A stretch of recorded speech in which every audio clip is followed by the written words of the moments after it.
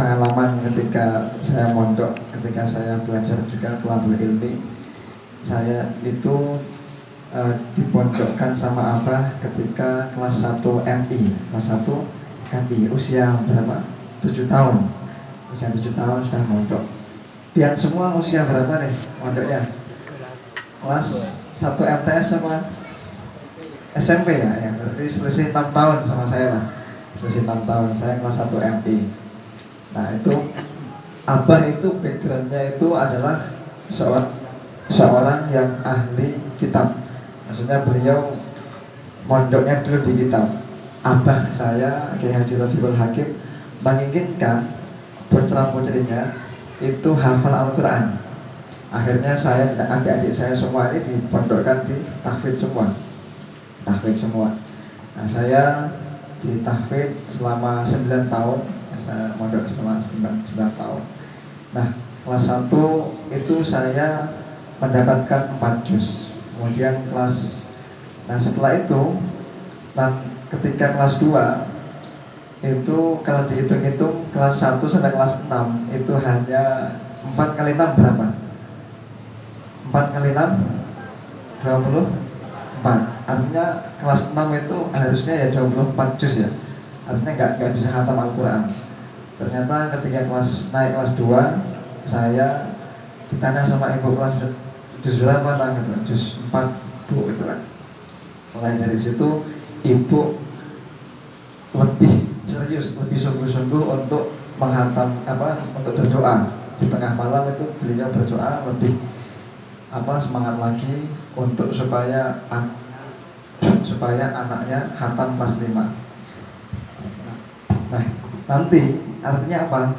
Ketika pian semua nelpon kepada orang tua, kepada ibu, ayah, itu jangan cuma minta jajan ya, tapi minta doa. Paling penting minta doa ya, minta doa. Karena doanya ibu itu lebih kabul, lebih cepat, sampai lebih intinya lebih semuanya lebih cepat lah dibandingkan dengan 70 wali kutub gitu.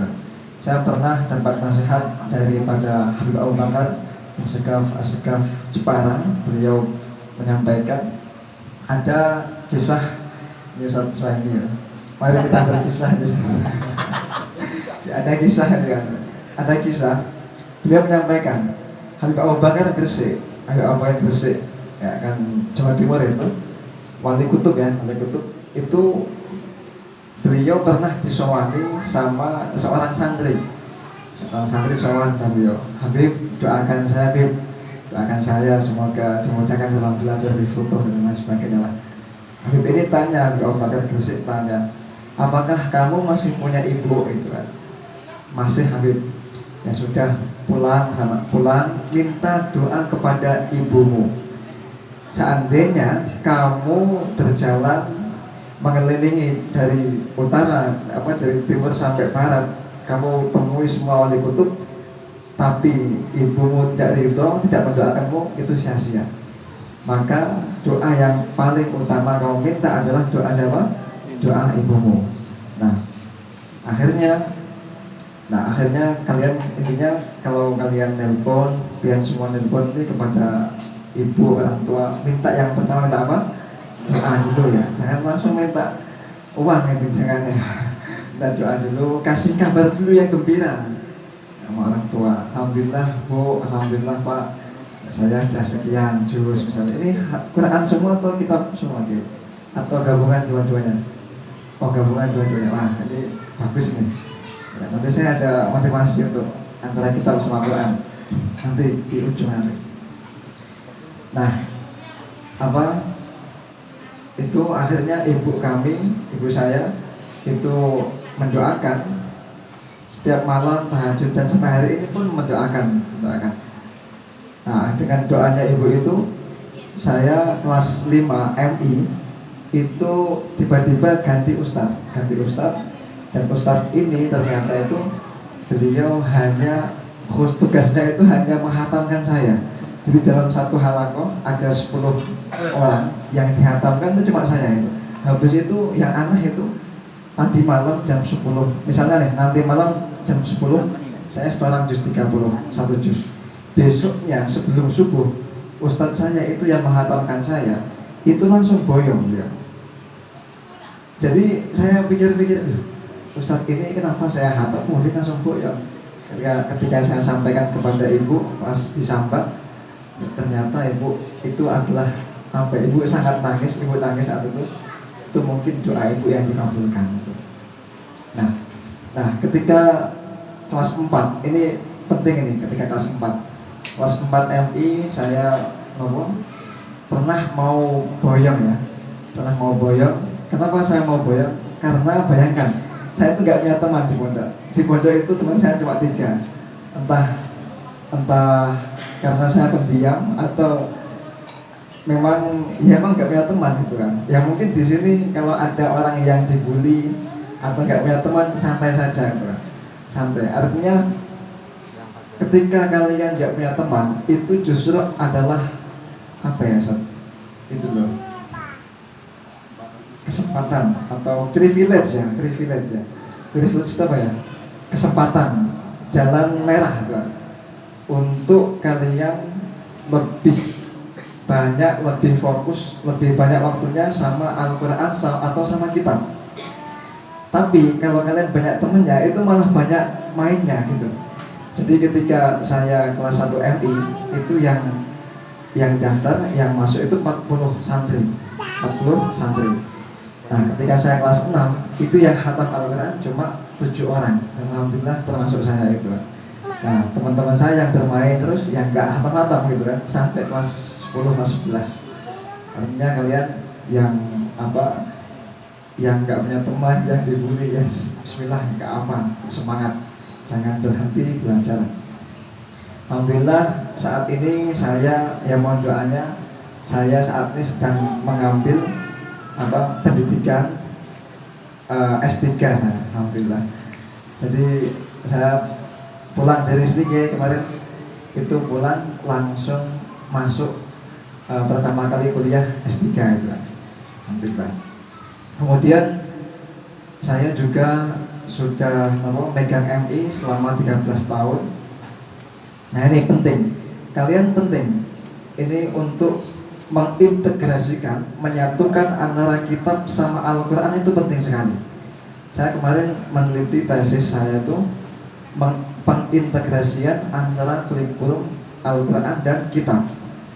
Jadi saya megang MI sudah 13 tahun dan memang hasilnya ketika untuk yang menghafal Quran saja itu ketika tanpa kitab itu lama banget menghafal Qurannya. Kenapa? Karena Al-Quran yang dilihat itu hanya huruf-huruf saja. Kalau kalian belum nggak mondok kitab, Al-Quran yang kamu lihat itu cuma huruf saja. Jadi alif lam mim ya alif lam mim. Kemudian wa idza sami'u ma unzila ila rasuli itu ya cuma huruf-huruf saja. Akan tetapi kalau kalian sudah kitab, sudah paham kitab, lihat wa idza sami'u ma unzila ila rasuli itu, oh di balik huruf itu ada makna yang tersirat. Itu lebih indah, lebih nikmat ketika membaca Al-Quran. Baca Al-Quran itu kayak novel gitu lah, ya kan? Jadi dulu saya menghafal Quran itu ya hanya yang saya hafalkan cuma huruf-huruf saja. Namun sekarang ketika sudah memahami kitab itu ya luar biasa lah, nikmat kayak baca novel gitu. Nah, dan pentingnya apa sih integrasi penyatuan antara kitab sama Al-Quran? Nah, pentingnya begini. Ini di dalam kitab Fadhilul Quran Hamziyatus Sujud, ini langsung saya masukkan intinya ya. Enggak tak kasih mukadimah. Ini materi ketika itu kayak wisuda itu. Namun kalau saya kasih mukadimah itu lama nanti. 1 jam nanti. Ini langsung intinya. Kalian punya masalah apapun itu solusinya adalah sholat. Solusinya apa? Sholat. Punya bingung, nggak masuk pelajaran, susah menghafal Quran, solusinya sholat, kemudian minta sama Allah itu. Nah, ini saya bacakan. Ja'a fi asar akhir man qara'al qur'ana wa huwa ya'lamu lima rufi'a wa lima nusiba kana lahu bikulli harfin sab'umi'ati hasanatin. Barang siapa seseorang yang membaca Al-Quran dan dia mengetahui kenapa dirofakkan dan kenapa dinasobkan, maka baginya untuk setiap hurufnya itu 700 kebaikan.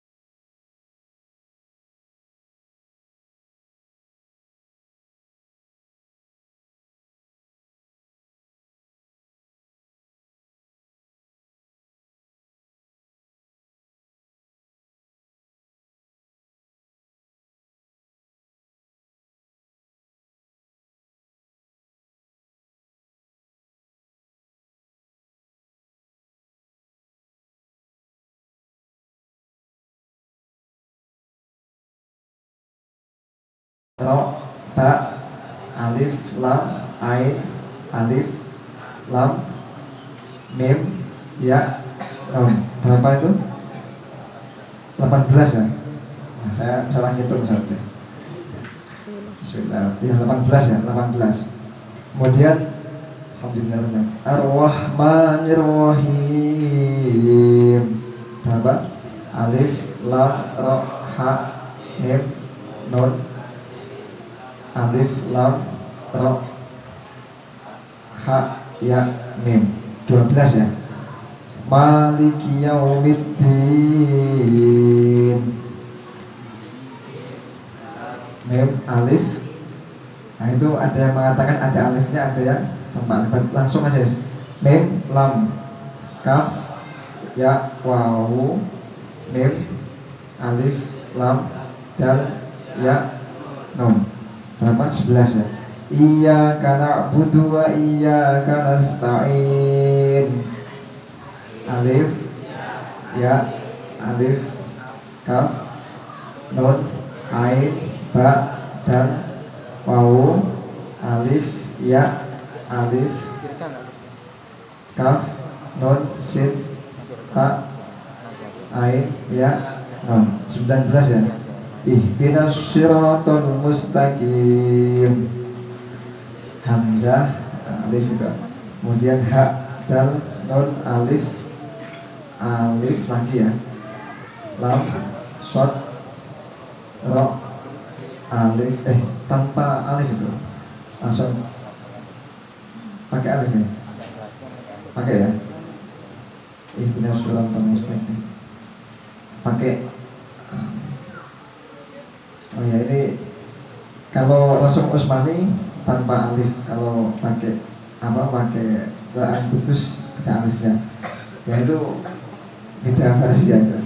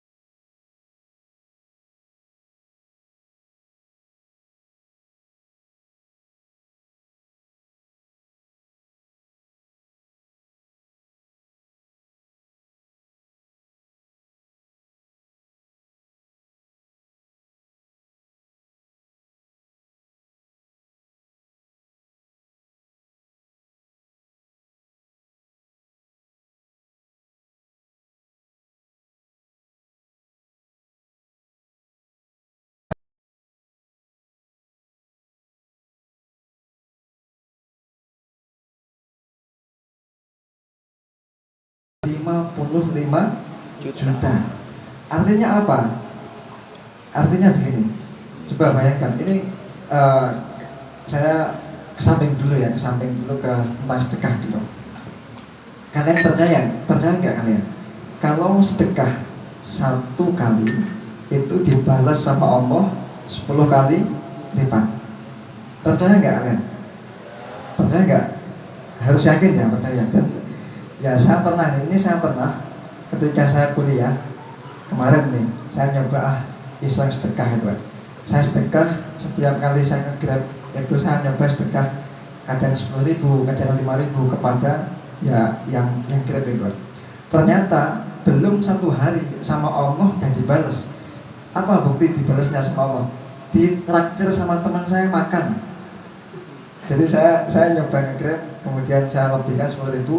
Di siang itu dikasih sama teman saya, kasih makan, ditraktir itu. Habis itu saya nyoba lagi iseng lagi itu, nge-grab lagi, tak kasih 10.000. Ternyata malamnya dikasih traktir lagi, dan itu harganya lebih mahal, 30.000 sekali makan. Padahal saya ngasihnya 10.000. Wah, ini ya, betul nanti sedekahnya betul enggak? Artinya apa? Yang Allah tetapkan dalam Al-Quran, sesuai dalam Al-Quran ayat surat Al-Baqarah ya, alladzina yunfikuna amwalahum fi sabilillahi summa la yusbi'un. Maaf. Masalul ladzina yunfikuna amwalahum fi sabilillahi kamasali habbatin ambatat sab'a sanabila fi kulli sumbulatin mi'atu habbah wallahu yudha'ifu liman yasha wallahu wasi'un alim. Nah, orang-orang yang berinfak dan membelanjakan hartanya dalam jalan Allah itu yunfikun amwalan fisabilillah kamasali habbah, seperti satu biji kemudian tumbuh 7 tangkai dan setiap tangkainya itu tumbuh 100 buah. Artinya sekali kamu sedekah itu pahalanya itu minimal itu 700 kali lipat minimal, Tuhan. Nah, namun begini yang dikasih sama Allah di dunia ini itu paling mungkin ya 10% saja lah. Enggak semuanya. Kenapa enggak 700 kali lipat dikasih Allah di dunia? Karena nanti ketika di akhirat kamu enggak punya bekal. Paham kan? Jadi mungkin yang dikasih sama Allah di dunia ini ya mungkin ya bisa 5% atau 10% atau 20%, maksimal itu paling 20%. Nah, akhirnya supaya apa? Supaya di akhirat nanti kita semua punya bekal. Makanya dikali 10 kali lipat itu udah banyak gitu kan. Nah, kita sekarang percaya ya bahwa yang Allah berikan pahala itu bisa dikonversikan, bisa diberikan kepada kita untuk sebagai solusi kepada kita. Paham ya? Kita pahami dulu ya untuk sedekah ini. Nah, sekarang kita masuk ke dalam sholat. Nah, sholat ini satu hari Allah menggaji kita, Allah ngasih hadiah buat kita, ngasih pahala sama kita. Itu satu hari. Kalau kita tahu kenapa dirafakkan, kenapa dinasukkan tahu amsilati, kemudian kita sholat, itu satu hari saja itu sama dengan 255 juta pahala. Sekarang kalau kalian punya masalah yang masalahnya itu seharga 10 juta, kira-kira selesai nggak dengan pahala yang Allah berikan? Selesai nggak? Ini kita matematika manusia ya. Jadi kalau kalian punya masalah yang masalahnya itu seharga 10 juta, kalian itu dalam sholatnya itu sholat jamaah, kemudian kalian dalam sholatnya itu tahu kenapa dirafakkan, masukkan, itu selesai masalah, ya kan? Ini saya tadi 250 juta itu hanya rakaat sholat ya. Belum kalau dikalikan, kalau kalian itu jamaah, berapa kalau jamaah? Jamaah itu berapa jamaah? 27 derajat ya. Kali 27 sama dengan 6.885 juta ya. Ini betapa rahmatnya Allah sangat banyak sekali. Wa rahmati wasi'at kulla syai'. Rahmatku itu melebihi luasnya, itu melebihi daripada segala sesuatu. Nah, masalahnya kita semua nih, ya bukan kita sih, saya mungkin lah. Kiai tidak lah, kiai tadi. Masalahnya saya nih, biar nih, kalau punya masalah itu masalahnya enggak mendekatkan diri pada Allah, malah galau. Betul atau salah ya? Betul, ya kan? Kalau kita punya masalah, misalnya putus cinta, nah ini masalah gaji ini. Kemudian nggak punya teman, nggak diajak teman, dijauhi sama teman. Ini malah kita nggak mendekat sama Allah, malah menjauh sama Allah. Dengan cara apa? Ya mengeluh, dengan cara galau dan lain sebagainya. Nah, ini menjadi masalah. Malah menjauhkan diri sama Allah, mesti dijauhi teman, kemudian jauh sama Allah, ya nggak ada selesainya. Nah, kalau kita tahu rumusnya seperti ini, apapun masalahnya, solusinya adalah sholat. Ini bukti matematikanya seperti ini. Punya hutang berapa? 10 juta atau 1 miliar, selesai sudah dengan sholat. 1 miliar ya, hutangnya 1 miliar. Kemudian panjenengan pian rajin sholat jamaah 5 waktu. Satu hari itu sama Allah dari gaji 6 miliar kan. Tapi kamu harus yakin ya, harus yakin kalau itu bakal diselesaikan sama Allah. Yang jadi masalah itu kalian tidak yakin kalau wah masuk bisa sih dengan sholat, berarti sudah nggak yakin sama Allah. Kadang doa kita itu tidak dikabulkan karena keyakinan kita nggak yakin sama Allah. Masuk sih Allah ngasih, nah itu belum yakin tuh, masih belum yakin. Nah ini contoh satu hari tuh. Ini masih tentang 27 rakaat. Belum kalau kalian pakai siwak. Coba siwak itu berapa pahalanya? Dengan kalian sholat menggunakan siwak. Ya, siwak. Saya kasih tahu cara pakai siwak ya. Lihat nih, cara pakai siwak ini saya dapat dari guru saya Soleh, dari Bu Umar, dan saya pun juga lihat Bu Umar memakai siwak seperti ini. Ada yang pakai bawa siwak di sini? Yang bawah. Nah, ya. Pertama atas ke bawah 3 kali, 1, 2, 3. Habis itu ke kanan, saya ke kanan, ke bawah, seperti angka 8. 3 kali. Habis itu dijilat ya, atau diumut. Nah, itu cara pakai siwak. Saya ulang lagi ya. 3 kali atas bawah. Nah itu. Nah kalau kalian ketika sholat nggak bawa siwak, bisa pakai ini. Nah, kan? Itu. Kalau siwak itu dikatakan dalam hadis itu lebih baik daripada 70 kali nggak pakai siwak. Bagaimana siwak ya? Nah coba kita kalikan. Sudah jamaah, sudah siwak, sudah tahu kenapa tahu pakai ilmu amsilati kan? Nah itu luar biasa. Wah ternyata berapa pahalanya? 481 miliar 950 juta. Wah, kurang apanya Allah baiknya tuh. Ini luar biasa ya. Nah, jangan sampai situ saja lah ya. Bingung nanti, soalnya banyak sekali ya pahalanya Allah itu. Belum kalian sholat tasbihnya, sholat tahajudnya, sholat duhanya dan lain sebagainya. Nah itu sedikit kami tentang motivasi supaya semangat dalam belajar amsilati, belajar kitabnya.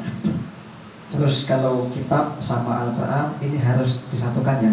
Kalau kalian sudah hatam kitabnya, lanjutkan Qurannya. Kalau sudah hatam Qurannya, lanjutkan kitabnya. Kenapa? Nah ini saya punya kitab buku.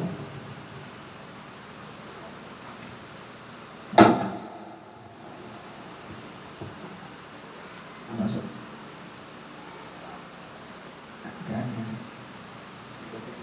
ya.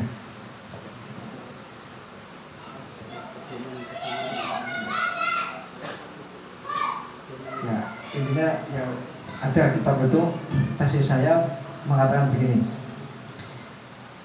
Jadi orang di Indonesia ini banyak sekali orang yang hafal Al-Quran banyak, tetapi nggak paham maknanya. Nah, kenapa netizen di sosmed kan banyak tuh di sosmed dikatakan oh itu orang hafal Al-Quran kok malah adabnya nggak baik, kok malah dan sebagainya lah. Ya itu karena dia hanya hafal Al-Quran saja, tidak paham kitab. Nah kalau dia hafal Al-Quran dan dia paham kitab, insya Allah tidak seperti itulah. Orang yang hafal Al-Quran banyak sekali, banyak. Orang yang paham kitab banyak. Nah yang sedikit itu hafal Al-Quran dan paham kitab. Nah yang paling banyak tidak hafal Quran, tidak paham kitab. Ini banyak sekali ya. Jadi bisa.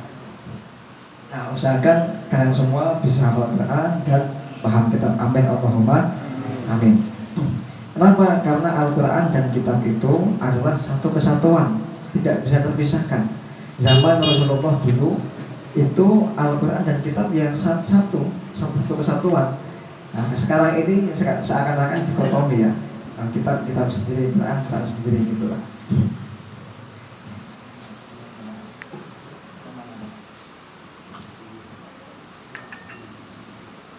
Ya, sekarang itu dikotomi antara kitab sama Al-Quran.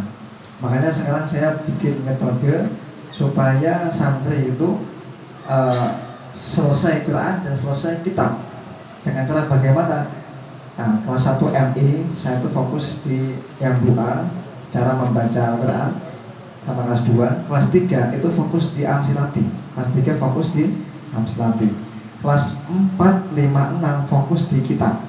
Kelas 1, 2, 3 MTS itu fokus di Al-Quran. Nah, harapannya kelas 9 MTS sudah hatam Al-Quran dan sudah paham kitab. Ini akhirnya menjadi orang yang betul-betul alim, yang alamah, alim dan hafal Al-Quran. Dan saya punya buktinya nih. Ada anak kecil usia 8 tahun, kelas 2 MI itu sudah bisa baca kitab.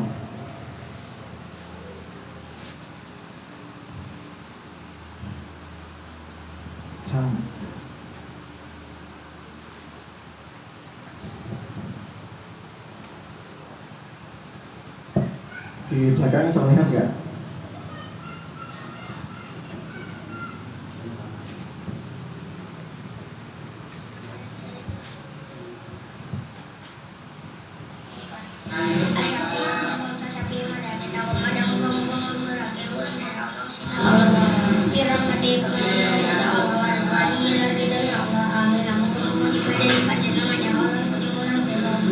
Coba diterjemahin.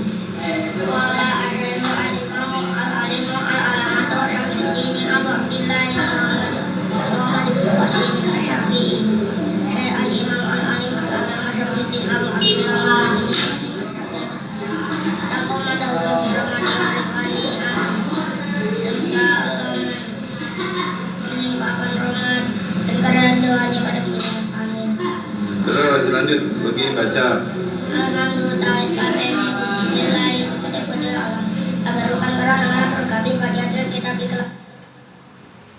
Ini anak kelas 2 MI sudah Amsilati usia 8 tahun. Saya tepuk tangan semuanya.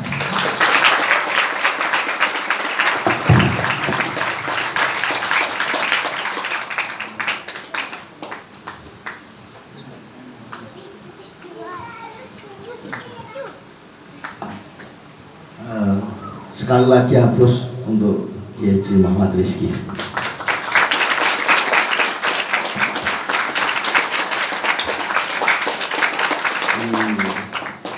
Kami nggak tahu ini disuruh untuk nambahin apa, bingung.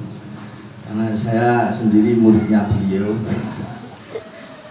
Jadi termasuk tadi beliau mengatakan bahwa orang itu macam-macam. Ada yang faknya Quran saja, ada yang kitab saja, ada yang dua-duanya, tidak semuanya. Quran yang tidak kenal, kalau ngaji itu pas Ramadan saja, setelah itu tidak ada ngajinya. Atau kitab atau